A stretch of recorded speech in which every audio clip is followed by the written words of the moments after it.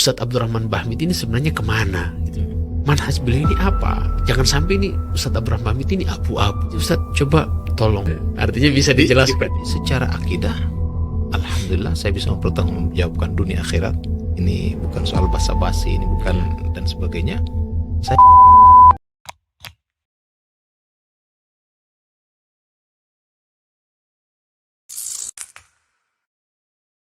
Assalamualaikum warahmatullahi wabarakatuh. Alhamdulillah wassalatu wassalamu ala Rasulillah wa ala alihi wa sahbihi wa mawala. Alhamdulillah pada kesempatan kali ini kita ditemani oleh tamu istimewa Al-Ustadz Al-Hajj Abdurrahman bin Abi Bakar Bahmid LCMH. Assalamualaikum Ustadz. Waalaikumsalam. Insyaallah, kaif halakum Ustadz? Alhamdulillah. Alhamdulillah bikhair, masyaallah, sehat, afiat. Alhamdulillah. Allah mudah-mudahan antum sehat, keluarga sehat, Sama-sama, anak-anak Bib, sehat, sama-sama. insyaallah. Ustadz, ini langsung saja karena Ustadz ini tamu yang pertama kami undang ke podcast. Alhamdulillah, karena antum ini selaku ketua MUI Provinsi Gorontalo, bisa dikatakan MUI ini masya Allah lembaga besar. Kumpulkan di situ para ulama yang hadir, yang ada. Maka antum sengaja kami undang dengan hormat, dengan ta'zim. Insyaallah tidak mengganggu kesibukan antum, insyaallah. Dengan rasa hormat. Allahumma shalli ala Muhammad. Baik Ustaz, langsung saja kami ingin tanyakan, karena ini sekarang antum familiar. Jujur Ustaz, saya ini termasuk fansnya antum di Gorontalo. Dari sekolah dulu, masya Allah, dari sanawiyah, dari aliyah. Sempat Alia di Gorontalo ya? Aliyah di Gorontalo Ustaz. Oh, iya. Saya sanawiyah di Gorontalo, Al-Huda, aliyah juga di Al-Huda. Sempat juga di Hubulo.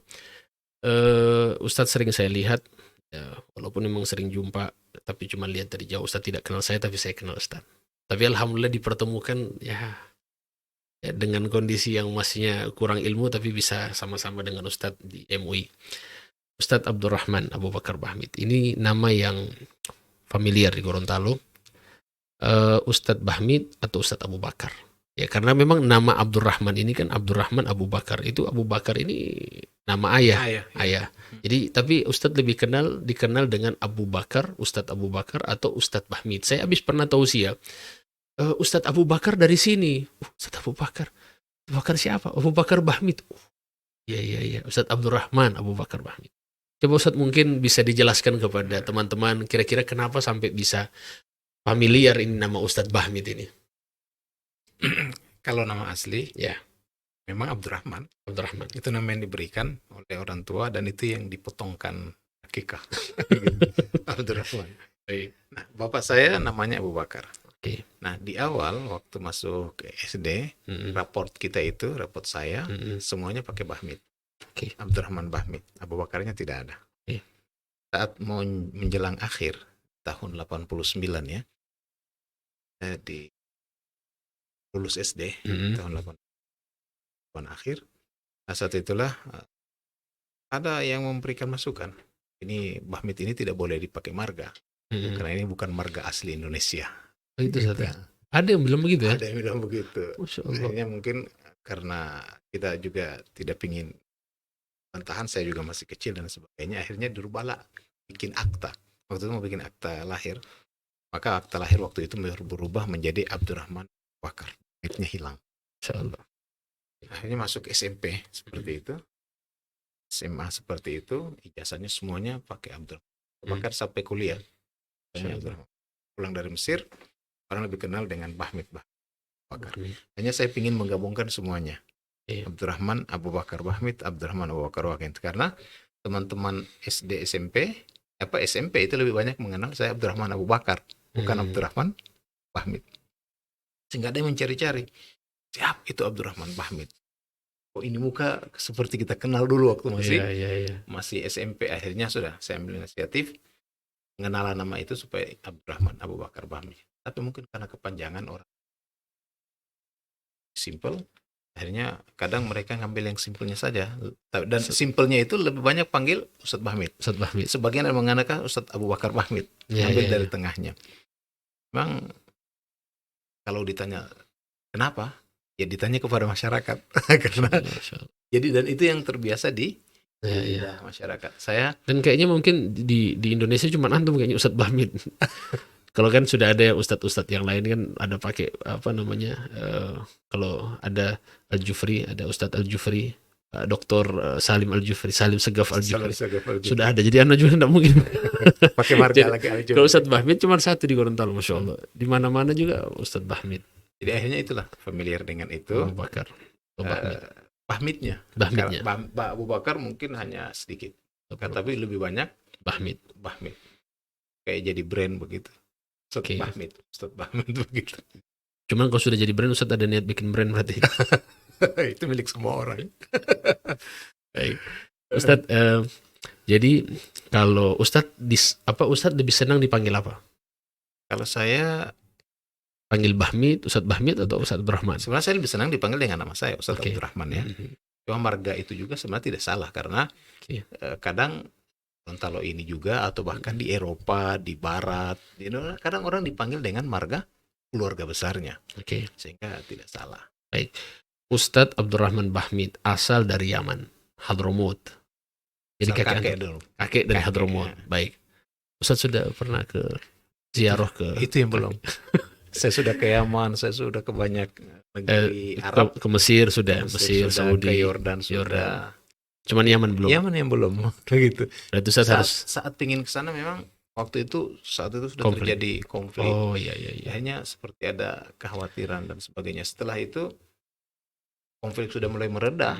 Yang kesulitan adalah transportasi yang ke sana. Iya. Pesawat sudah. Pesawat sudah dibatasi dan sebagainya. Tapi tetap pingin ada niat ke sana.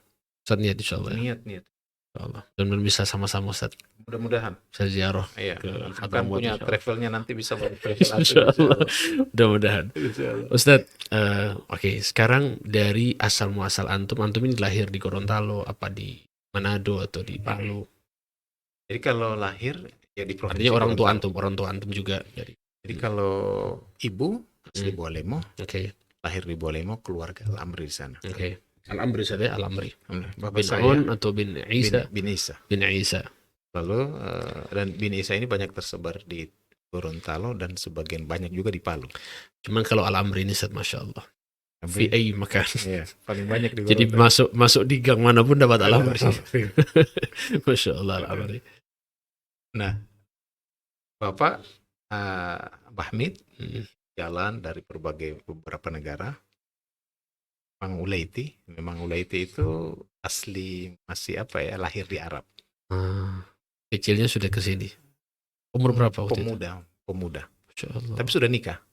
Allah. Mungkin umur 20-an. Masya Allah. Datang ke Indonesia, tapi sempat keliling sampai ke Pakistan, Masya Allah. bahkan menjadi relawan tentara Pakistan Ajib. di zaman konflik dengan Abahnya antum Ustaz? Masya dengan Allah. India. Lalu setelah itu sempat ke Kenya, Ajib. ke Afrika, lalu setelah itu masukin Indonesia. Indonesia, Indonesia Masya itu tempat pertama abah saya masuk. Saya panggil Abi. Allah. Pada Abi itu sepertinya daerah utara, Mm-mm. daerah Sulawesi Utara mungkin Sulawesi daerah, karena di sana mulai banyak Bahmid, banyak sudah Tomohon, Tondano. kan di Sangir, Oh Sangir ya. Sangir. Oke. Setelah di Gorontalo, terus sempat juga singgah di Singapura, Oh Masya Allah. Singapura, karena kami keluarga juga punya aset di sana dulu. Sebelum Singapura saat masih bergabung dengan Malaysia. Malaysia. Bisa. Lumayan saat aset di Singapura lumayan. Lumayan kalau masih ada. Aset keluarga bukan Aset aset keluarga. pribadi. Baik. Jadi seperti itu. Akhirnya setelah itu bapak menikah dengan ibu saya Baik. yang di Bualemo. Boleh mau. Lalu saya lahir di Bualemo. Masya Allah. Tapi sejak masa kecil, sejak umur mungkin 2 tahunan, saya sudah pindah ke kota Gorontalo. baik. Jadi numpang lahir di sana. Besarnya di Gorontalo, tepatnya di Platana. Masya Allah. Di Bolotada Timur. Baik Ustadz, ini mungkin banyak yang mengira bahwa Ustadz Abdurrahman Bahmid ini bapaknya ini seorang ulama. Karena anaknya ulama. Jadi banyak orang berpikir, oh ini berarti ulama, ibunya juga ulama. Jadi apakah memang ayah dan ibunya Ustadz Abdurrahman Bahmid termasuk? Pertama, saya bukan ulama, saya thalibul ilm. Allahu Orang Akbar. yang selalu saya Allahu ingin Akbar. belajar, saya bukan cuma belajar dan pingin terus belajar, itu satu. Bapak bukan dai ya, tapi pingin terus berdakwah. Masya Allah. Namanya orang punya dasar agama, namanya orang Yaman, Hadramaut, Naam. rata-rata Naam. masih kecilnya sudah punya dasar agama. Betul. Tapi dan punya kitab, Bapak punya Iya. kitab. Dan memang Yaman ham dakwanya itu tinggi Dakwanya sekali. tinggi. Betul, semangat. Nah, memang cuma Bapak punya keterbatasan dari sisi kayak bahasa, karena dia masih sangat kental dengan bahasa Arab. Jadi memang Ustadz ketika datang waktu itu memang tidak tahu bahasa Indonesia. Memang tidak bisa bahasa Indonesia Bapak. Masya Allah. Belajar tapi memang tidak bisa lancar. Oke. Akhirnya sangat apa ya? Orang Gorontalo bilang bula-bulai kalau bahasa Indonesia. Kasar kalau orang Arab bilang Kasar. kalau bahasa Indonesianya. Jadi Agak- tapi ya tidak fasih dalam Tidak fasih. bahasa Indonesia. Tapi ya saya tidak terlalu banyak interaksi dengan Pak Abah ya. Saya ya, dengar dari kakak-kakak. Ya. Semangat dakwahnya walaupun potong ingin tetap menyampaikan dakwah. Baik.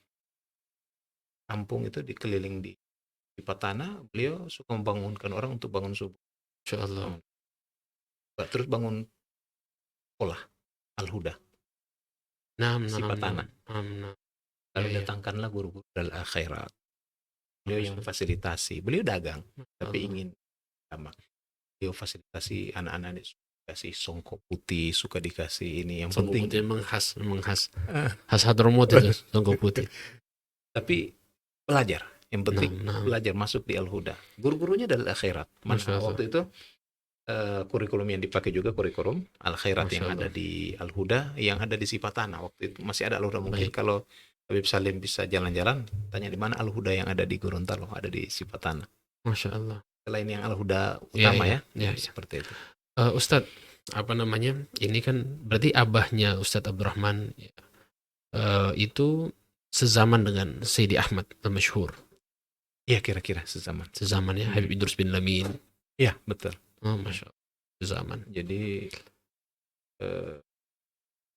saya meninggal tahun 96.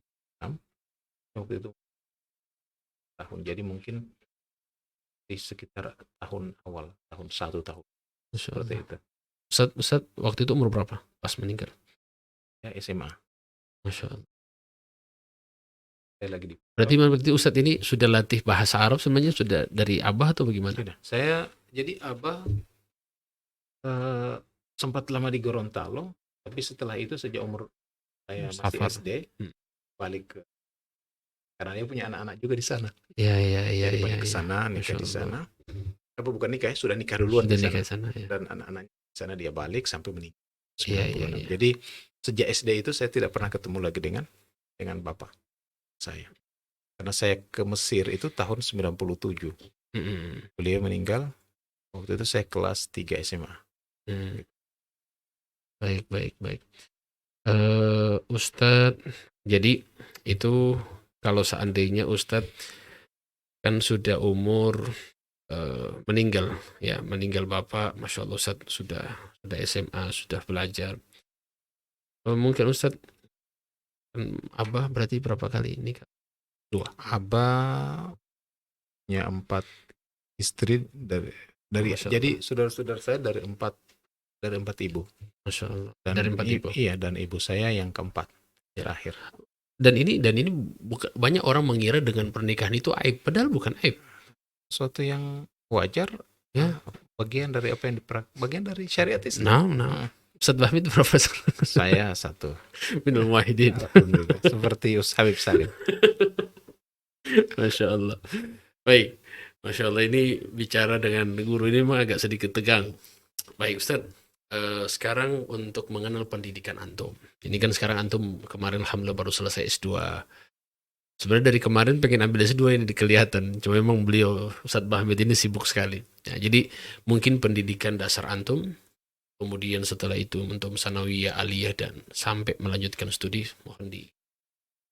Dulu kita di Gorontalo tahu lah ya, Gorontalo di zaman tahun 80-an kita tidak punya banyak alternatif untuk pendidikan, tidak punya banyak alternatif. Jadi sekolah yang ada di sekitar kita itulah yang kita datangi, itulah yang kita.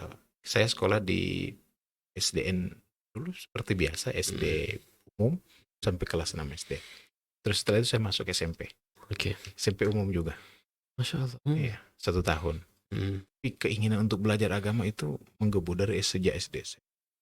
Belajar agama saya sudah di Al-Huda waktu itu belajar sedikit-sedikit yang pelajaran agama yang ada di Al-Huda. Al-Huda waktu itu Ustadz datang sore. Yang Al-Huda yang di Sipatana, Oh, bukan Sipatana. Al-Huda yang di Oh pondok iya sini. iya Al-Huda Sipatana. Waktu itu ada guru-guru, saya masih ingat ada Ustadz Kamal dan sebagainya. Artinya yang Sipatana ini yang sekarang Ustadz Anu itu? Yang Bukan, di ada sebelah lagi. tempatnya di belakang itu. Oke, Sekarang oke. kalau tidak salah jadi TK. Oke. Itu akhirnya karena keinginan yang kuat untuk belajar agama, saya putuskan berhenti di SMP. Saya pindah di pondok. Lalu saya masuklah di Al-Khairat, Khairat Tilamuta. Oke. Karena saya waktu itu karena memang keluarga Tilamuta sering ke sana dan sering berinteraksi dengan anak-anak pondok, santri-santri yang sering keinginan yang kuat saya ingin belajar agama. Masuklah saya di sana di Tilamuta. Tapi karena masih kecil, masih rindu, akhirnya sakit-sakitan, akhirnya tidak tahan. Balik lagi ke Gorontalo, ke kota Gorontalo, tapi masuk Al-Huda. Al-Huda Limba. Udah libah di pondok. Itu kelas berapa? Itu kelas 1 lagi. Jadi berarti salah satu SMP balik lagi ke satu SMP. Satu SMP lagi. Jadi saya tidak langsung pindah ke kelas 2. Jadi SMP aja saya 4 tahun jadinya. SLTP. Masya Allah. Jadinya 4 tahun. Selesai di situ 3 tahun waktu itu zamannya almarhum orang yang sangat saya muliakan, yang sangat banyak memberikan jasa kepada saya. Ami Awad Gibran, orang yang sangat semangat. Lalu Ami Hamid Gibran, ini beliau 2 yang luar biasa berjasa. Ya terutama Ami Umar bahasa lama waktu itu. Saya sudah tidak sempat ketemu. Tapi yang beraktivitas di Al-Huda, yang mengurus Al-Huda, yang memperhatikan saya bahkan secara pribadi, beliau berdua ini terutama Ami Awad karena beliau yang pimpinan pondok terus ya. Oke. Itu setelah itu Ami Hamid mungkin sudah agak sakit-sakitan. Ami Awad yang terus bertahan. Selulus di situ ya baru. Jadi Ustadz sampai selesai SMP itu selesai di Al-Huda. Setelah itu saya masuk SMA Aliyah di Al-Huda. Tapi hanya beberapa bulan. Lalu keinginan saya pindah lagi ke Tilamuta. Akhirnya belajar di Tilamuta. Tidak kembali ke tetap kelas 1 karena di Aliyah Al-Huda masih kelas 1 juga. Pindah di sana selesai di Tilamuta. Dulu dulu yang kepala sekolah kalau tidak salah abahnya antum bukan? Bukan. Karena saya ditinggalkan abah masih SD. Oke. Masih SD, jadi saya tidak banyak berinteraksi dengan abah kecuali kenangan itu ya kenangan masa kecil. Yang itu hanya tidak terlalu banyak memang. Saat abah meninggal di Hadramaut? Bukan, meninggal di Jeddah. Karena memang keluarga sudah pindah ke Jeddah. Sudah pindah di Saudi. Terus sekarang masih ada keluarga di Jeddah? Masih hidup semua. Terus tempat makbaroh diketahui?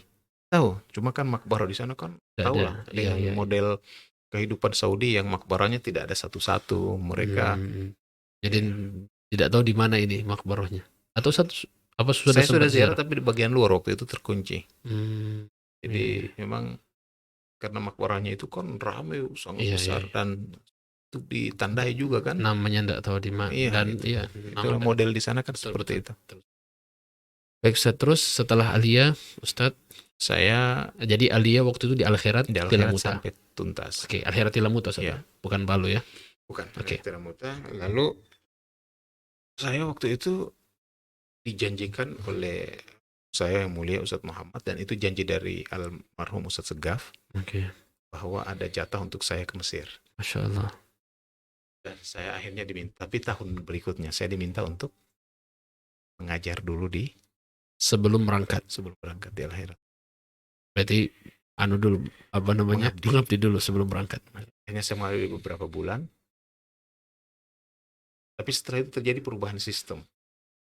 Jadi Al-Azhar tidak lagi memberikan beasiswa kepada pondok Khairat, tapi kepada Kemenak dan lakukan tes secara terjun bebas. Bukan terjun bebas, secara semua terbuka. Jadi tidak ada jatah-jatah pondok lagi waktu itu untuk Al-Khairat. Sebelum itu Al-Khairat punya jatah. Iya. Jatah sekian dan terserah siapa yang akan ditunjuk, yang punya otoritas kewenangan untuk menunjuk adalah Al-Khairatnya. Oke. Setelah itu berubah.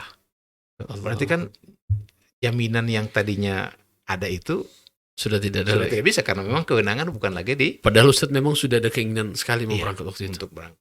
Oke. Akhirnya saya pikir kalau saya mengajar di sini dengan tidak jelas seperti ini saya bisa ke Mesir, bisa saja saya tidak berangkat selamanya. Oke. Hanya saya nekat putuskan saya mau ke Makassar.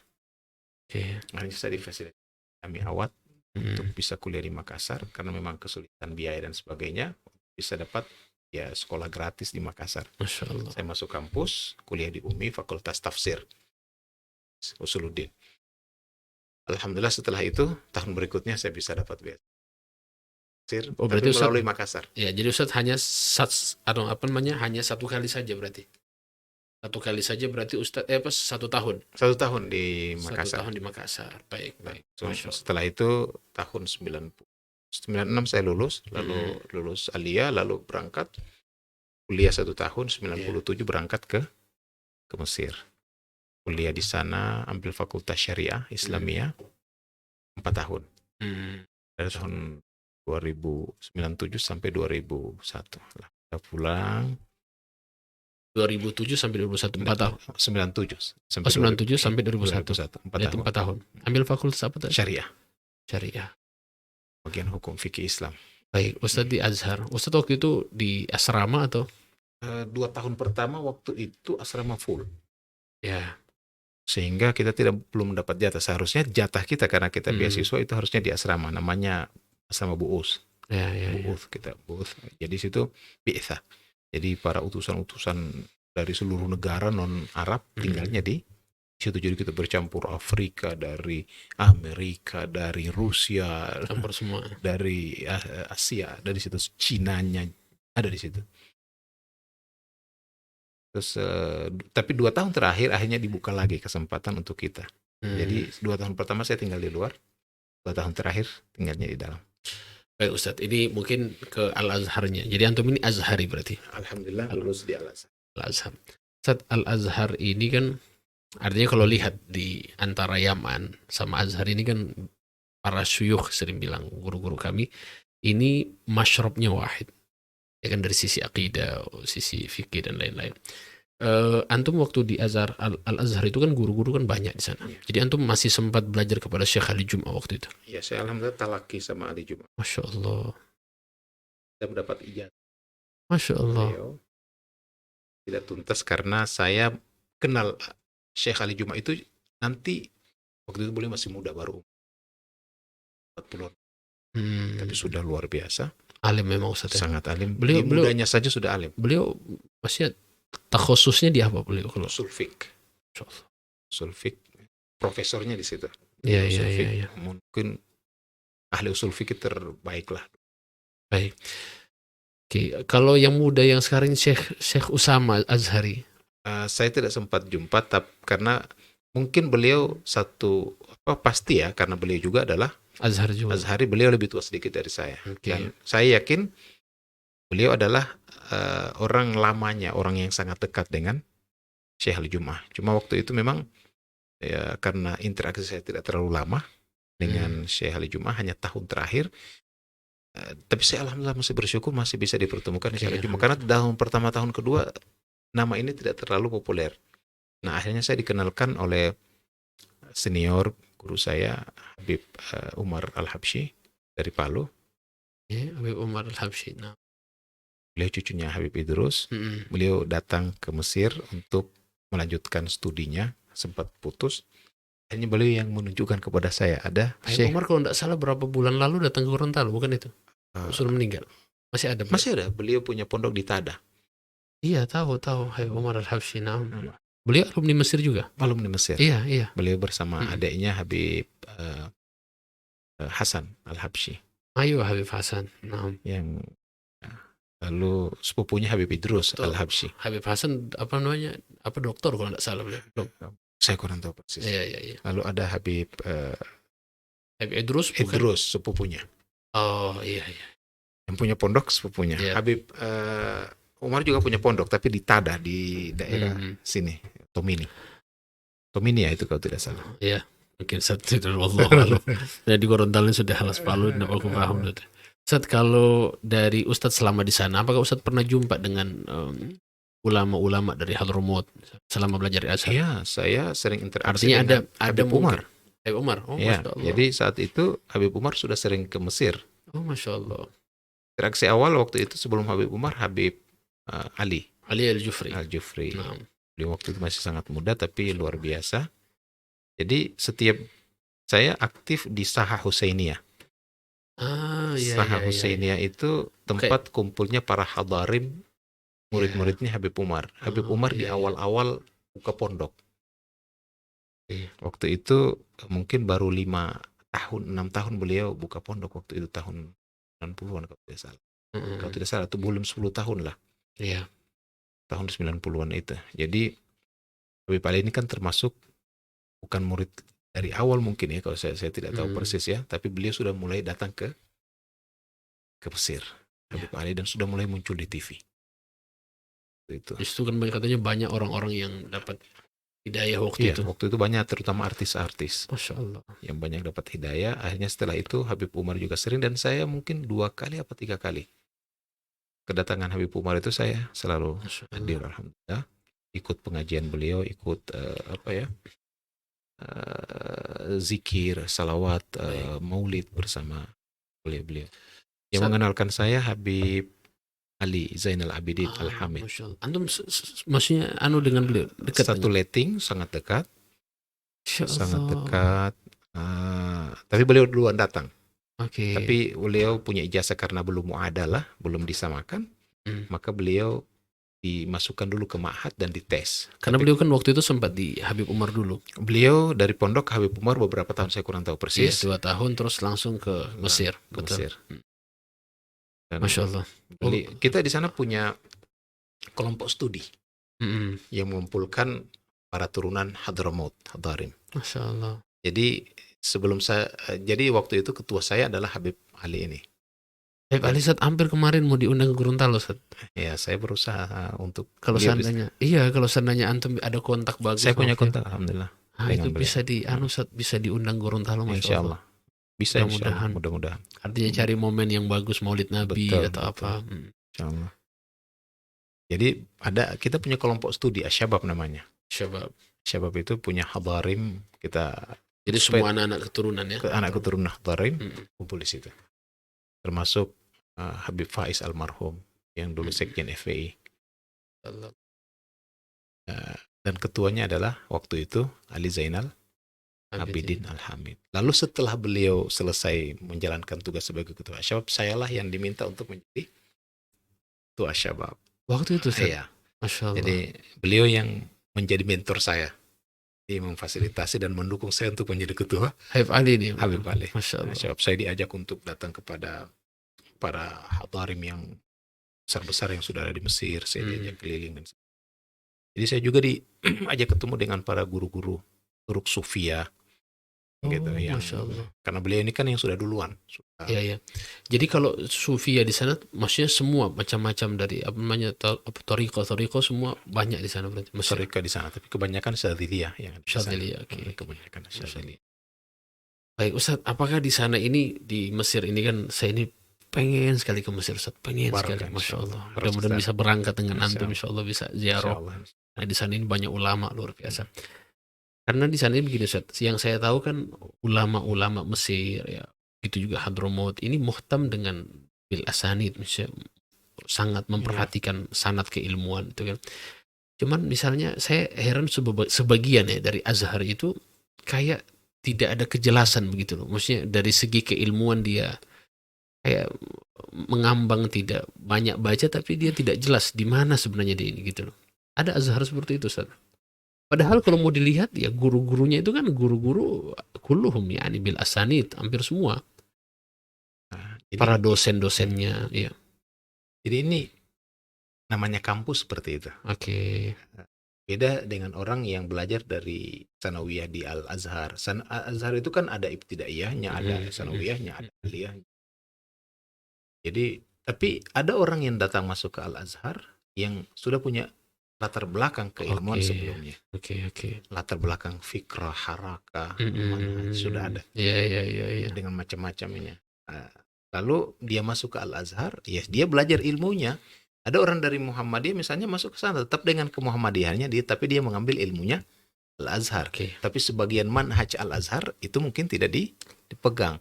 Begitu juga mungkin ada orang dari harakah yang lain, dari Hizbut Tahrir, dari Oke. IM dan sebagainya, belajar ilmunya, tapi manhaj Al-Azhar tidak diambil sepenuhnya. Oke. Itu yang terjadi. Atau awalnya dia khalid dhihni, memang tidak Kosong betul. kosong. Oke. Atau sudah punya latar belakang khalfiyah yang misalnya dia dari khalfiyah aswaja atau khalfiyah dan sebagainya. Di Al-Azhar namanya kampus, Oke. ini kan ada hurriyatul fikir dan sebagainya. Lalu dia ini berinteraksi di luar.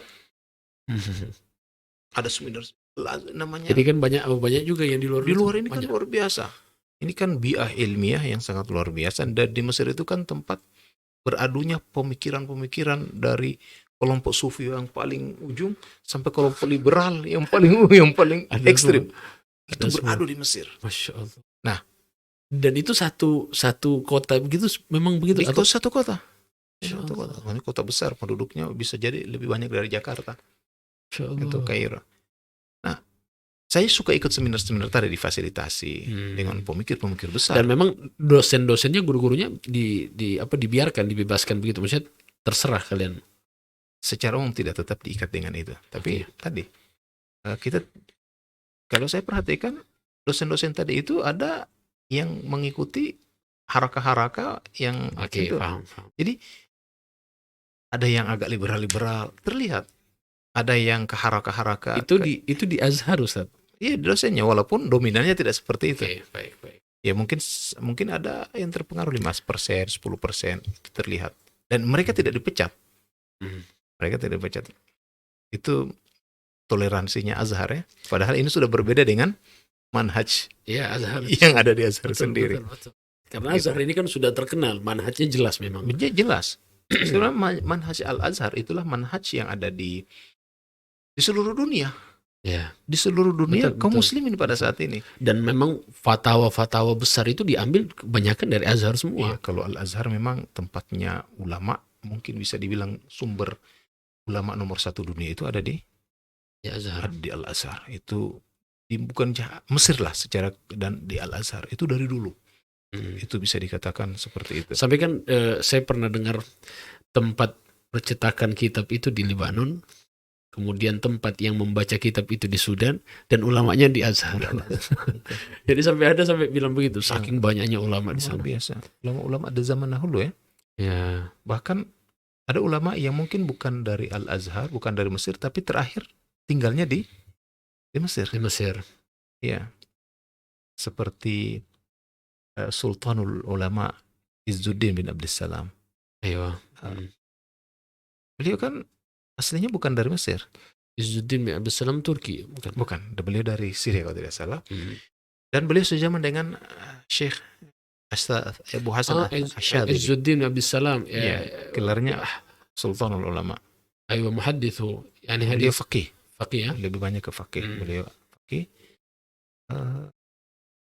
Itu sezaman dengan Syekh apa? Azhar. Bukan Syekh Azhar. Dengan Imam Asyadili. Abu Hasan Asyadili. Abu Hasan Asyadili asalnya Maroko. Iya. Beliau bukan, tapi beliau terakhir meninggalnya di Mesir. Al-Husaini. Beliau Al-Husaini. Tapi memang makbaro semua kan, Imam Syafi'i kan di sana juga. Makbaranya Imam Syafi'i di sana, Imam As-Suyuti dari sana.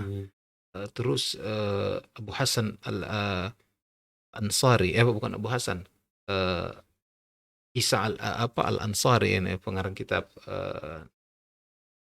Beliau banyak kitabnya, beliau ulama besar. Lalu juga dengan Sayyidah Nafisa.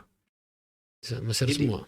Mesir itu tempatnya ulama dan tempat berlabuhnya banyak para ahlul bait. Sayyidah Nafisa, Sayyidah Zainab. Jadi banyak ahlul bait yang ada di Mesir. Imam Al-Husain. Imam Beliau Hussein yani Ra'su. kepala beliau yang di Mesir, dan setelah Ya. itu banyak yang hijrah Hmm. pindah ke Mesir, dan orang Mesir itu adalah apa ya, bangsa yang walaupun apa, kecintaannya kepada sunnah dan kepada ahlul bait itu berpadu, Ya, betul Ustaz. berpadu. Dan itu memang di mana-mana diceritakan. Jadi Betul. mereka kuat dengan ahlus sunnahnya, tapi dengan Ahlul Bait. ahlul baitnya juga sangat Betul. sangat. Karena ada sebagian kelompok kalau begitu sudah cerita ahlul bait sudah cenderung kepada Syiah misalnya. Iya, Dan iya. lalu kepada ahlus sunnah seperti sudah tidak mengenal ahlul bait. Tapi kalau di Mesir tidak, kecintaan ahlul Luar baitnya biasa. sangat luar biasa. Memuliakan ahlul bait sangat luar biasa, tapi megang sunnah. Luar Ahlus sunnah biasa. wal jamaah juga Betul. sangat sunnah, sangat luar biasa. Ini mungkin mirip-mirip dengan Artinya Yaman. ada punya semua, ya betul. Ustaz. Mirip-mirip dengan Betul, Hadramaut, betul, terutama Hadramaut, karena Yaman juga ini ada yang cenderung ke Zaidiyah, Ayo. yang ada di Yaman Utara ya. Ya, walaupun dengan apa namanya, dengan cintanya kepada Ahlul Bait, tapi tidak pernah lepas dengan sunnah Nabi Tidak pernah. Muhammad. Padahal Mesir itu dikuasai oleh Fatimiyah cukup lama, Iya. berabad-abad, dan kita Betul. tahu Fatimiyah ini kan bukan Itsna Asyariyah, bukan Syiahnya, adalah Syiah yang cukup ekstrim. Tapi mereka subhanallah, mereka tidak terpengaruh. Betul. Sehingga kelompok Syiah di Mesir itu sedikit dipegang, terutama setelah masuknya Salahuddin Al-Ayyubi. Jadi Al-Azhar itu kan dibangun oleh Fatimiyah ya. Iya, Tapi setelah itu ajarannya dirubah semua. betul. Dijadikan sebagai Ahlussunnah wal Jamaah. Cuman dia karena sudah di muasisnya itu, jadi digoreng terus, katanya ini Azhar ini begini, Azhar ini begini, gara-gara itu. Orang tidak paham. Ustaz, sebenarnya ini kalau bicara Azhar ini banyak sekali yang Iya. pengen Al-Fakir tanyakan ke antum. Banyak sekali. Karena memang banyak kabar-kabar yang baik yang kami sering dengar dari Azhar itu, Masya Allah, dari ulamanya, ya, dari asanidnya, Al-Ghamiri, ulama di sana sangat banyak. Maka insya Allah Ustaz, karena memang waktu ini yang Sangat membatasi, terbatas, iya. ya, insya Allah. Tapi insya Allah nanti antum bisa berkenan lagi kalau Siap. Kalau Habib Salim yang minta, kita tidak bisa menolak. Insya Allah Ustaz. Mungkin sebelum terakhir, antum bagaimana cara belajar, artinya sampai supaya ini menjadi motivasi buat semua. Kenapa mesti antum waktu belajar itu seperti apa dulu? Kan begini Ustaz, jujur, di Azhar ini yang Al-Fakir banyak kawan juga di Azhar. Ada sebagian mengatakan itu tidak, memang kalau memang santai di Azhar itu tidak mungkin bisa dapat ilmu. Iya. Dan itu ada sampai 10 tahun. Iya. Ada sohib benar itu sampai 10 tahun. Jadi dia bikin tempe, bikin tahu isi, dia jual. Iya. Jadi pembisnis. Jadi bukan jadi thalibul ilm lagi. Ini bahaya juga. Jadi seperti apa Ustaz, cara belajar? Jadi memang kampus Al-Azhar itu kan terbuka untuk semua orang, tidak ingin menahan orang yang ingin belajar. Oke. Cuma tadi tidak disiapkan semuanya beasiswa. Ingin belajar silakan, tapi beasiswa kita terbatas. Mungkin 10% saja, mungkin ya, saya tidak tahu persis, tapi kecil sekali. Selebihnya itu tidak ditahan-tahan, silakan belajar. Oke. Cuma kapasitas tempat kelas Terbatas. tapi jumlah orangnya tidak dibatasi. Oke. Jadi misalnya satu kelas itu cuma bisa menampung 500 orang, tapi jumlah mahasiswanya 1000 orang. Jadi bagaimana itu Ustaz, kalau misalnya masuk kelas sama-sama? Kalau saya semua masuk kelas, kita tahu kalau kita terlambat sedikit saja, tidak dapat. Sebagian sudah berdiri, sebagian duduk di atas meja, tidak ada kursi lagi. Di tahun pertama. Waktu itu. Ya, tahun kedua mulai susut karena banyak yang tidak lulus. Oh, jadi mulai disingkirkan yang tidak lulus. Seleksi alam. Tahun keempat, 3 ke 4 itu sudah nyaman kita duduk karena sudah selalu dapat tempat duduk dan enak. Tahun pertama itu betul-betul. Dan saya alhamdulillah termasuk orang yang rajin datang ke kampus, sehingga alhamdulillah walaupun tidak harus selalu duduk, tapi alhamdulillah selalu biasanya ada di dalam. Nah, ini yang menyebabkan menurut saya Al-Azhar tidak mewajibkan absen. Itu dia Ustaz. Jadi itu yang saya dengar, katanya Al-Azhar ini tidak pernah di absen. Jadi kita tidak pernah di absen kelas tingkat 1 hingga 2. Yang saya tahu yang absen itu nanti sudah kuliah S2. S2 di absen. Iya, Baik. S1 karena kalau di absen juga Banyak sekali. bayangkan kelasnya bisa menampung. Itu karena keinginan Al-Azhar supaya semua ingin belajar. Iya. Cuma di Al-Azhar ini sendiri, selain yang metode di kampus yang sistematikanya ya kampus ilmiahnya dan sebagainya, kita juga punya talaki ilmu langsung kepada syekh. Apa namanya? Ya, sistem khatam kitab juga ada tetap. Itu yang di ini. Yang itu Itu talaki yang itu. talaki itu. Iya. Itu yang di Masjid Al-Azhar. Dan itu saat lebih banyak talaki atau lebih banyak belajar di kampus kalau anak-anak Azhar yang bisa memanfaatkan waktu ya. Artinya dari kurikulumnya kampus kan belajar, Kampus lebih banyak. Pasti. jamnya kampus lebih banyak. Lebih banyak. Iya. Jadi yang di talaki ini tidak terlalu banyak. Iya. Jadi mungkin dari 3.000 orang waktu itu, mungkin yang suka talaki itu 100-an orang. Yang suka 100-an, termasuk saya Habib Ali Zainal Abidin Al-Hamid. Iya. Kami biasanya datang ke Nggak, tempat. cuman mau waktu luangnya berarti lebih banyak ke sebenarnya, ke apa, talaki sebenarnya. Talaki di waktu pagi. Dari jam kampus. Biasanya habis subuh, Oke. pagi sampai mungkin jam 9, baru setelah itu kita ke kampus. Dan dia di Masjid Al-Azhar, jadi tinggal nyambung ke Oh, dekat berarti. iya, satu komplek. Atau komplek. Jadi tinggal nyambung ke sana. Oke. Jadi belajar antum sebagaimana belajar biasa atau lebih ada mujahadah sendiri lagi? Saya termasuk, terutama di waktu SMP, SMA, bahkan mungkin dari SD, saya termasuk orang yang suka sekali belajar. Saya tetap terutama waktu alia ya, saya tetap menyapu, saya tetap kerja, dan sambil bekerja itu saya tetap mengulang pelajaran apa saja, pelajaran menghafal Al-Quran, pelajaran hadis yang harus diulangi itu sambil kerja, sambil jalan dan sebagainya. Saya coba syair-syair dan sebagainya. Dan kadang dulu saya belajar sampai tengah malam dan sebagainya, itu sampai rendam kaki di air supaya tidak ngantuk. Zaman itu saatnya, Masya Allah. Jadi habis saya bagi waktu, terutama waktu Ali, hampir tidak ada waktu saya yang terpakai untuk nonton itu hanya beberapa menit. Artinya handphone dulu belum ada juga. Apalagi handphone tidak ada. Ada TV tapi kadang-kadang kita nonton untuk refreshing, kita manfaatkan. Tapi itu pun hanya saya jatah. Hanya hari libur. Jatahnya cuma berapa sekian. Setelah itu baca buku lagi. Itu Ustaz dari dulu memang suka baca buku. Alhamdulillah saya juga baca buku, saya suka belajar dan saya suka talaki. Masya Allah. Jadi saya tempat talaki di Gorontalo sini. Saya talaki pertama itu kepada Abah Ido. Masya Allah. Itu sejak SMP. Jadi guru antum termasuk Abah Ido ya? Abah Ido saya belajar beberapa kitab mawaid, kitab nasihat, kitab Usfuriyah, kitab Nasaihul Ibad, kitab Durratun Nasihin. Itu yang paling banyak, Durratun Nasihin. Termasuk kitab Daqaiqul Akhbar. Dan terakhir sempat kitab-kitab tinggi semua. Kitab-kitab tinggi Gorontalo ini, Masya Allah. Kitab Gorontalo. Dan Iya, sempat sedikit disentir kitab Sirul Asrar. Masya Allah. Sempat sedikit. Tapi yang paling banyak talaki itu kitab Durratun Nasihin. Tuntas. Setelah itu saya pindah ke Tilamuta.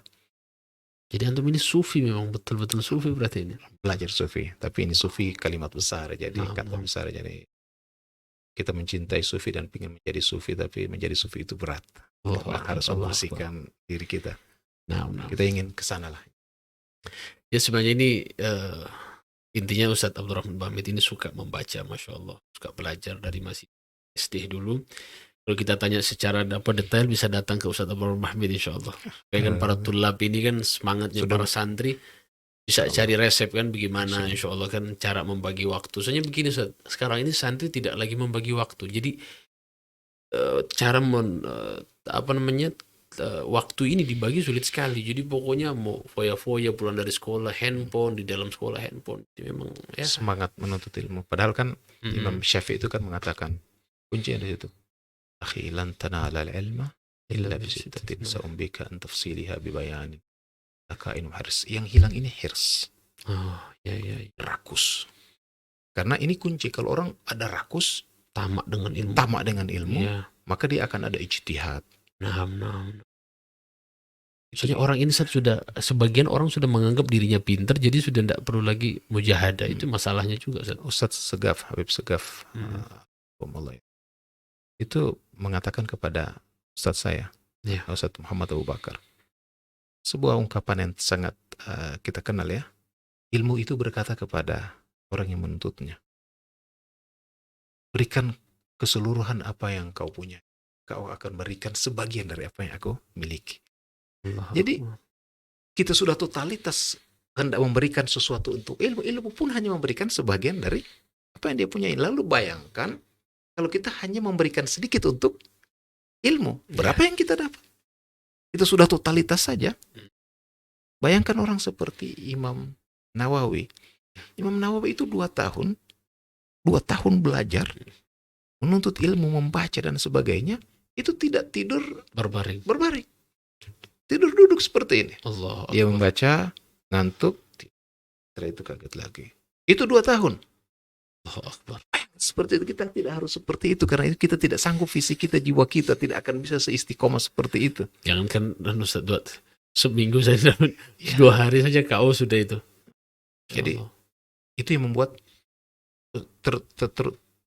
Ustaz Muhammad Abu Bakar adalah orang yang sangat memotivasi saya. Ustaz Muhammad Bakar yang di Tilang Tilamutah ya. Karena beliau juga orang yang sangat gila belajar. Iya. Kalau waktu saya masih di Sanawiyah, saya banyak terpengaruh dan kagum kepada Habib Abdullah Bin Abdul Haddad. bukan bin Smith. Oh, Masya Allah. Itu termasuk salah satu guru talaki saya. Masya Allah. Saya talaki ke beliau. Jadi memang harus ada yang dikagumi Ustaz, yang harus ada yang defense ketika masih belajar. Memang di awal-awal itu kita mungkin ada tokoh yang harus menjadi fans kita. Okay. Dan orang itu cenderung akan fans dengan juga kecenderungan dia.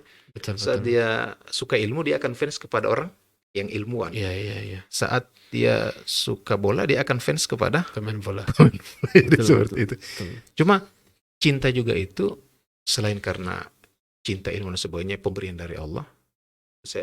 Kita harus akui itu juga pemberian dari Allah. Tapi upaya dari kita adalah dengan apa? Interaksi. Okay. Seringnya interaksi itu akan mendatangkan cinta. Oh, Akbar. Jadi kalau kita interaksi dengan para ulama, ya Allah, Bisa cinta semua. cinta. Dan memandang wajah ulama itu insya Allah barakah. Itu salah satu kelebihan sahabat ya. Sahabat itu kenapa punya kelebihan yang tidak bisa kita tandingi ya? Karena mereka dilihat oleh mata Rasul dan mereka juga melihat wajah Rasul. Itu tidak bisa kita tandingi. Kita tidak bisa tandingi. Sehingga mereka mempunyai makam yang sangat luar biasa. Tapi memang melihat wajah ulama ini memang bikin charger dalam itu. Charger. Jadi sampai disebutkan salah seorang tabi'in Muhammad bin Wasi'. Kan kata satu muridnya, dia bilang, saya kalau sudah mulai lemah dalam ibadah, saya hanya datang ke majelisnya Muhammad bin Wasi' dan melihat wajahnya. Itu selama sebulan semangat ibadah saya bertambah. Seperti itu. Berpengaruh sekali. Jadi kalau kita punya fans dan mendengar bagaimana mujahadah dia dan sebagainya, itu penting sekali. Oleh karena itu nasihat saya kepada kalau kita punya fans yang masih hidup, bagus. Tapi kalau tidak punya fans yang masih hidup, coba bacalah sirah-sirah orang-orang terdahulu. Itu akan memotivasi sesuatu luar biasa. Dulu waktu di Mesir saya punya sebuah kitab yang kalau saya sudah melemah himmah untuk belajar, saya baca lagi. Namanya Uluwul Himmah. Kitab Uluwul Himmah. Itu kitab yang kitab modern tapi berisi kisah-kisah himmah atau semangat. Jadi artinya semangat yang tinggi berarti. Semangat yang tinggi dari berbagai macam sisi. Ada orang yang semangat dari sisi belajar, ada yang semangat mencari kebenaran, ada yang semangat dalam berdakwah. Nah, yang sering saya baca waktu itu karena sesuai kebutuhan, semangat dalam belajar. Jadi mulai melemah, kalau ini datang kepada Imam Wasi', ini saya datang kepada buku. Nah, kalau di Mesir yang orang yang sangat saya kagumi saat kuliah itu Syekh Ali Juma'. Dari sekian syuyukh Syekh Azhar, beliau orang-orang yang paling banyak mempengaruhi cara berpikir saya. Gitu. Bahkan kadang-kadang beliau khutbah, saya ikuti kadang-kadang caranya beliau berkhutbah gitu. Tapi saya lihat Ustaz cara bicara juga mirip-mirip lah Syekh Ali Juma'. Artinya kadang-kadang kita pingin pelan kan pelan. Syekh Ali Juma' itu kan bicara santai, pelan, tapi memang beliau pelan. Ilmiah sekali betul. Jadi orang yang saya kagumi setiap level itu, kalau di Sanawiyah itu Abdullah bin Sumaid. Beliau sekarang masih ada, Masya Allah. Alhamdulillah. Di Surabaya sekarang, sering Kalimantan juga. Kalau di Aliyah itu Ustaz Muhammad Abu Bakar. Masya Allah. Dan Ustaz Muhammad Abu Bakar itu orang yang paling dikagumi adalah Habib Segaf. Tidak ada orang yang diceritakan yang paling dimuliakan lebih daripada Habib Segaf. Jadi kalau Habib Segaf datang itu seperti kedatangan bulan. Allahu Akbar. Lalu kalau di kuliah itu tadi Syekh Ali Juma'. Saat ini Lama sekali nih Masya perbincangan, Ustaz. Allah. Masya Allah. Jadi tadi ini sebenarnya hanya setengah jam, tapi ini sudah lebih dari setengah jam, Ustaz. Wah ya, Masya Allah. Sudah cukup, sudah 1 jam. Cuman kayaknya masih ada satu pertanyaan, Iya. Ustaz. Satu pertanyaan. Insya Allah ini masih bisa, Ustaz. Ya, tafadhal. Begini, Ustaz. Ini kan di Gorontalo. Di Gorontalo ini sebenarnya saya ketika datang, dan saya baru dakwah di Gorontalo. Saya belum tahu bagaimana kondisi Gorontalo. Antum kan sudah lebih lama, sudah dari 2001, saya baru pulang 2018. Jadi memang kondisi dakwah Gorontalo ini saya masih baru belajar dari antum, belajar dengan kawan-kawan yang lain. Ini banyak orang-orang yang menyebutkan ini ke antum, maksudnya Ustadz Abdurrahman Bahmid ini sebenarnya kemana gitu. Dari sisi akidah beliau, dari sisi fikih beliau, tasawuf beliau, manhaj beliau ini apa? Jangan sampai ini Ustadz Abdurrahman Bahmid ini abu-abu, ini yang sering. Tapi kan kita harus punya prinsip, Ustadz kan Azhar. Saya waktu itu sempat ngotot, saya bilang, oh, tidak, Ustadz Abdurrahman Bahmid ini Azhari. Saya tahu orang Azhar itu insya Allah tidak akan berkhianat, apalagi di hadarin seperti Ustadz Abdurrahman Bahmid. Artinya beliau punya prinsip pasti dari sisi akidah beliau, dari sisi fikih beliau, tasawuf beliau, apalagi beliau kenal dengan Syekh Ali Jum'ah, ya, belajar juga dengan dan sangat mencintai Ahlul Bait. Saya tahu Ustadz Abdurrahman Bahmid sangat cinta Ahlul Bait. Jadi Ustadz coba tolong, artinya ini supaya artinya bisa dijelaskan, diperjelas Ustadz, supaya Ustadz juga. Dan Ustadz juga sering, saya sempat melihat video Ustadz sempat sampaikan, dan bahkan ketika di radio Ustadz sampaikan juga akidah ya sesuai dengan Ustadz. Sejak dahulu ya, sejak dahulu. Masih sanawiyah. Oke. Saya itu sudah bisa dibilang tamat selesai membaca 40 masalah agama Sirajuddin Abbas. Allahu Akbar. Itu sudah tuntas. Jadi saya sudah tahu isu Wahabi, isu itu sejak saya sanawiyah, dan saya sudah teguh dengan manhaj ini. Iya. Tahu lah 40 masalah agama, dan juga beliau di situ juga sering membahas membedah masalah liberal, tentang tasawuf sebagainya, tentang tarawih 8, tarawih 20 dan sebagainya, itu di 40 masalah. Itu satu. Jadi itu salah satu yang menguatkan prinsip Ahlus Sunnah wal Jamaah yang ada pada diri saya. Kitab Sirajuddin, beliau kitabnya sederhana, enak dibaca karena dalam bentuk tanya jawab. Oke. Jadi tidak Dan membebani, pertanyaan dan jawab ya. iya, tidak membebani pikiran kita. Oke. Lalu setelah itu tadi saya di Gorontalo ini talaki itu cukup lama dengan Qadhi Adam Zakaria. Oke, Haji Adam Zakaria. Iya. Lalu setelah itu dengan adiknya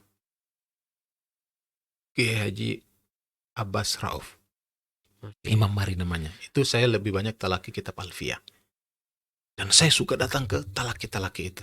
Dan Kiai Adam Zakaria gurunya Sayyidi Ahmad al-Masyhur. Iya, beliau. Habib Idrus bin Lamin. Saya tidak sempat ketemu dengan Iya. itu. Saya ada di silsilah yang bagian bawahnya. Iya. Saya waktu masih sanawiyah suka datang kepada mereka. Jadi, dan alhamdulillah di Azhar pun iya. Cuman memang, jadi secara akidah, alhamdulillah saya bisa mempertanggungjawabkan dunia akhirat. Ini bukan soal basa-basi, ini bukan dan sebagainya. Saya Asy'ari. Ahlus Sunnah wal Jamaah Asy'ari. Dan dalam keyakinan saya, Ahlus Sunnah wal Jamaah itu adalah Asy'ari, Maturidi, atau Ahlul Athar yang bukan Mujassim. Ya, seperti Ahmad bin. Yang ini yang sering terjadi fitnah ini yang di bagian ketiga ini. Oke. Karena sebagian orang mengatakan kami Ahlus Sunnah wal Jamaah pengikut Ahmad bin Hanbal, padahal mereka adalah bagian dari pengikut Mujassimah. Tapi kita tidak saat ini. Asy'ari. Dan mayoritas ulama dunia ini mungkin 90% itu Asy'ari. 90%. Betul. Yang mewariskan hadis, fikih, sunnah, apalagi akidah, apalagi mustalahul hadis, bahkan bahasa ilmu alat, ini semuanya adalah Ahlus Sunnah wal Jamaah. Orang-orang yang mensyarahkan kitab-kitab hadis, ini Asy'ari. Yang mendakwahkan Islam. Yang mendakwahkan Islam, yang membuka negeri Islam di seluruh dunia. Betul. Pahlawan-pahlawannya adalah pemimpin-pemimpinnya. Salahuddin Al-Ayyubi siapa? Asy'ari. Dan semua sanad Quran itu kembali kepada tidak ada sanad yang tidak ada di situ seorang sufi dan seorang Asy'ari. Allahu Akbar. Tidak ada. Jadi kalau ada orang mengaku sekarang kita ini manhaj salaf, coba lihat kau punya sanad sampai kepada Rasulullah, pasti di situ ada Asy'ari. Kalau kau jujur, Ya, seharusnya ya. kau tidak ambil itu dan kau tidak akan sampai kepada Rasulullah tanpa Asy'ari. Betul. Kau tidak mungkin paham sunnah kecuali tanpa Asy'ari. Betul. Tidak mungkin kau paham Quran kecuali dengan Asy'ari. Asy'ari. Lalu kau masukkan mereka ke dalam neraka. Allah. Ya, Ya, lalu secara fikih, ya Syafi'i. Secara fikih, walaupun di Al-Azhar kita diajarkan fikih muqarin. Ada dua fikih, namanya ada fikih nasi, ada fikih madhab, dan ada fikih muqarin. Kita belajar fikih Syafi'i. Fikih Syafi'i, ada fikih nasi, langsung dari kitab. Kitab yang kita pakai adalah kitabnya Imam Nawawi. Kitab Hajj ya. Al-Minhaj. Itu yang kita pakai. Ada Rawdah juga. Cuma pakai- Minhaj ini yang paling top iya. lah. Lalu secara sufi saya memang belum saya memang di Mesir beberapa kali pernah ikut tarekah, Iya. tapi belum terikat secara Artinya belum diambil bayat. Cuma pengamalan saya dari sejak SMP Sanawiyah itu adalah tarekahnya Ahlul Bait. Ba'alawi. Terukannya Ba'alawi. Ahlul Bait kan terlalu luas karena semua sufi ini Ahlul Bait. Iya. Imam Asyadili, Imam Abdul Al-Qadiri. Ini semuanya Ahlul Bait, tapi ini ke Ali Ba'alawi. Tarekah Alawiyah. Alawiyah. Dan saya lebih senang ke situ karena lebih simpel, lebih sederhana, dan menurut saya Sangat mudah. sangat mudah. Artinya awam wa khawas bisa Iya, masuk bisa semua. masuk. Tidak banyak ininya. Syarat-syarat. Walaupun semuanya mereka tujuannya sama. Iya. Cuma ada yang namanya metodologi. Ini kan Betul. metode. Betul. Cuma ini menurut saya metode, dan saya ada satu tarekah lagi yang menurut saya tarekahnya cukup, ini Syadziliyah. Ini menurut saya cukup dekat dengan tarekah, dan saya cinta dengan kedua tarekah ini. Walaupun tarekah yang lain saya alhamdulillah bagus, tidak ada masalah. Cuma saya merasa lebih dekat dengan dua tarekah ini, sehingga saya sendiri kadang-kadang mengikuti pelajaran tarekah Syadziliyah itu dari Ali Juma, karena beliau adalah syekh tarekah Syadziliyah yang ada di salah satu. Beliau pemimpin tarekah dan menerima langsung dari Syekh Al-Ghumari. Syekh Al-Ghumari ini Sayyid dari Maroko. Ya, Syekh Al-Ghumari. Ahli hadis juga beliau. Ahli hadis muhaddis. Iya, iya. Hadis. Itu asli muhaddis. Ada kitab beliau sempat saya banyak baca, sekali ya, kitabnya. banyak. Jadi seperti itu. Jadi ini diri saya. Saya tidak saya mempraktekkan tasawuf itu Syekh Al-Ghazali. Oke. Saya sering baca kitab Ihya Artinya Ulumuddin. sanadnya kembali tetap kepada Imam Al-Junaid Al-Baghdadi. Junaid Al-Baghdadi. Jadi semua thariqah sufi ini kan semuanya Kembali ke situ. kepada Junaid Iya. Al-Baghdadi. Tapi yang paling saya suka itu adalah dua kitab. Kitab Al-Hikam, Tidak Sakandari, dan yang kedua itu yang paling banyak mempengaruhi menurut saya. Ada kitab-kitab yang lain. Tapi memang Imam Ghazali itu kitab yang Masya Allah, yang artinya menggabungkan bainal ahwal wal amal. Ya, itu kitab yang tidak menceritakan yang aneh-aneh. Betul. Bukan amal dengan show. Luar biasa. Betul. Jadi kita menganjurkan orang baca kitab ini. Kitab yang sampai ulama Yaman itu mengatakan kadal ihya ayyakuna Qur'anan. Ini mubalaghah ya, tidak sampai seperti itu juga. Seperti itu. Luar biasa, Ustaz. Insyaallah. Jadi itu diri saya, cuman memang kita ini berinteraksi dengan berbagai macam orang, dan terkadang pertemanan kita dengan berbagai macam kelompok ini membuat kita dianggap sama seperti kelompok tersebut. Padahal Ustaz hanya ya muamalah. Ini bagian muamalah. Kita hadiri, dan ukhuwah Islam ini kan tidak bisa putus, itu prinsip saya. Oh iya. Itu. Cuma memang kadang-kadang kalau kita suka berinteraksi dengan kelompok liberal, misalnya, kita dianggap juga adalah orang liberal. Memang tidak bisa disalahkan, masyarakat menilai. Tidak bisa disalahkan. Cuma kalau ditanya, ini saya gitu. Dan memang Habib Al-Jufri kan ketika dalam pembicaraan beliau sampaikan, ana uhibbukum. Ya, ana uhibbu fulan, uhibbu kelompok fulan. Iya. Jadi itu bahasanya Habib Al-Jufri, itu bahasa cinta luar biasa. Jadi beliau mengirimkan pesan cinta. Dan itu beliau, Masya Allah, sangat luar biasa dalam Ahlussunnah wal Jamaah. Tapi sikapnya begitu. Kalau kita dakwah itu kan ada dua, ada ilmu. Nah, kalau kita misalnya ingin balikan kelompok-kelompok yang menurut kita tersesat atau ini, tapi kita dengan mereka terkesan kasar. Kekasaran ini tidak disukai dan akan membuat orang tambah jauh dari Kalau kunta dari kita. faddan ghalidhal qalbi. Qalbi. Sehingga saya berpikir kita berinteraksi harus dengan sebaik-baiknya bermuamalat, tapi tidak boleh kita berbasa-basi dalam masalah prinsip. Prinsip. Dalam masalah akidah, ini akidah saya. Allahu Begitu Akbar. dia menyentuh masalah akidah, kita katakan tidak seperti itu. Dan itu saya lakukan, saya suka berdiskusi dengan. Tapi memang saya juga sering dengar Ustadz. Artinya Ustadz, kalau seandainya banyak, maksudnya dari teman-teman melihat video Ustadz sebenarnya di kajian-kajian Ustadz sampaikan memang dengan secara jelas bahwasanya Asy'ari, Syafi'i, dan Ustadz juga mengajar kitab Syafi'i. Kita mengajar kitab. Nah, Cuma tadi karena itu kita kadang fitnah, kadang dan sebagainya. Kadang tadi itu saya tidak bisa menjadikan diri saya yang Asy'ari, yang yang Syafi'i dan suka Sufi ini menjadikan saya permusuhan dengan kelompok yang lain. Kita tetap berteman dengan mereka, bersahabat dengan mereka, kita bisa makan bareng dengan mereka, kita hadiri pesta mereka, tidak ada masalah. Masya Allah. Jadi itu sudah terjawab semua ya. Iya. Ustadz sebenarnya pengen sekali ngobrol panjang Insya sama Allah. antum. Saya juga berkah. Masya Allah. Ini mohon maaf sebagian repot sama antum. Alhamdulillah. Mudah-mudahan manfaat dan terima kasih banyak kepada Sama-sama Habib Salim. Allah mudah-mudahan Ustadz sehat, afiat, bisa memberikan manfaat kepada umat insya Allah. Dan terima kasih banyak atas nama pribadi dari saya dan teman-teman juga dari tim media. Berterima kasih kepada Ustadz. Dan insya Allah Ustadz di MUI insya Allah nanti ada masalah-masalah MUI nanti bisa undang Ustadz. Insya Allah. Ya kan sekarang masih banyak lagi nih ya yang viral-viral ini isu-isu kan. Jadi insya Allah bisa ada sikap dari MUI Gorontalo. Terima kasih Ustadz. Mudah-mudahan manfaat. Dan dan juga kepada pemirsa teman-teman insya Allah mudah-mudahan yang disampaikan bisa diambil banyak manfaat. Dan insya Allah barokah buat kita semua. Terima kasih. Assalamualaikum warahmatullahi wabarakatuh.